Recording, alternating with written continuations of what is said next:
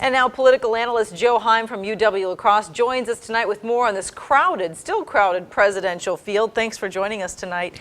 Jeb Bush, definitely one of those people wanting to make up for some lost ground during this debate, came out swinging, really going after Donald Trump like the rest of the field. One of the things he brought up is the fact that he said you cannot become president just by insulting other candidates. But he seems to be fairly successful at it. But did you hear any substance from Donald Trump tonight? Not as much as you'd expect. I thought he was fairly laid back. There were long periods of time when you didn't hear from him at all. I thought initially that he was a winner because he did not make any major mistakes. But he did not come across as somebody really knowledgeable about terrorism and about foreign policy in general. So on balance, whether it's going to hurt him in the polls, I kind of doubt that. But I certainly don't think he's one of the big winners tonight, at least in the sense of content.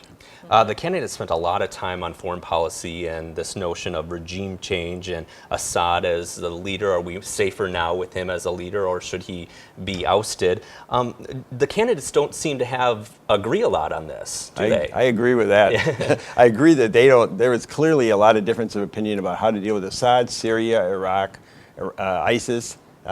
Even Russia, basically, in that same area. And it really reflected in the fact that it's very complicated. You've got not just one side versus the other, you've got 4 or 5 sides against each other. It makes it very difficult to choose sides. Any clear winners, clear losers tonight? I thought that Carson did not do very well. He doesn't understand foreign policy real, and I think he was prepared to answer questions, but it wasn't really strong. Kasich, Fiorina, Christie, I did not think stood out at all, frankly.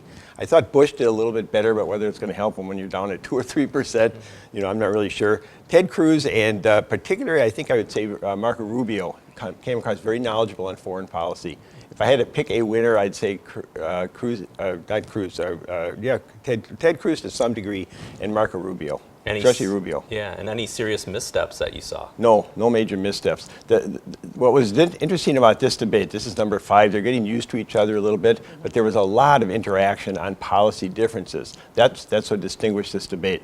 And it really was a debate in many respects, between different people. And hopefully that will help the voters now. I think it will, actually. I really think it will. This is a very substantive debate. Very good. Hey, thank you very much, Joe, for joining us tonight.